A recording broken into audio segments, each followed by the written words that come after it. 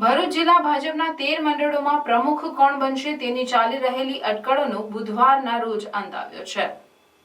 પૂર્વ વડાપ્રધાન વાજપેયીના જન્મદિવસે જિલ્લાના તમામ 13 મંડળોના પ્રમુખની જાહેરાત કરી દેવામાં આવે છે, જેમાં મોવડી મંડળે દરેક મંડળમાં જ્ઞાતિવાર સોગઠા ગોઠવીને તમામને રાજી રાખવાનો પ્રયાસ કર્યો હોય તેમ લાગી રહ્યું છે। 13માંથી 3 રાજપૂત અને 3 પટેલને પ્રમુખ પદ આપવામાં આવ્યું।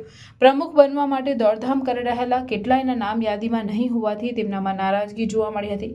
ભાજપે જાહેર કરેલા પ્રમુખોમાં રાજપૂત, પટેલ, ઓબીસી, બ્રાહ્મણ અને ઓબીસીના યુવા ચહેરાને સ્થાન આપવામાં આવ્યું છે।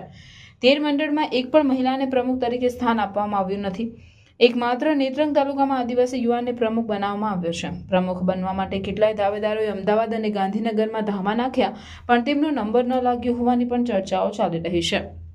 પ્રમુખ બનેલાઓને તેમના સમર્થકોએ અભિનંદન સાથે વધાવી લીધા હતા, જેમાં ભરૂચ તાલુકા પ્રમુખ તરીકે જયરાજસિંહ પરમાર, શહેર પ્રમુખ તરીકે જતીન શાહ, અંકલેશ્વર તાલુકા પ્રમુખ તરીકે ચંદ્રેશભાઈ પટેલ, નોટિફાઈડમાં જય તરૈયા અને અંકલેશ્વર શહેર પ્રમુખ તરીકે ધર્મેન્દ્ર પુષ્કરણાની વરણી કરવામાં આવી છે। તો જિલ્લાના અન્ય મંડળોના નામ પર એક દ્રષ્ટિપાત કરીએ તો મોટા ભાગના પ્રમુખોની ઉંમર 30 થી 45 વર્ષની વચ્ચે છે। હવે જિલ્લા પ્રમુખ કોણ બનશે તેના પર સૌની મીટ મંડાઈ છે।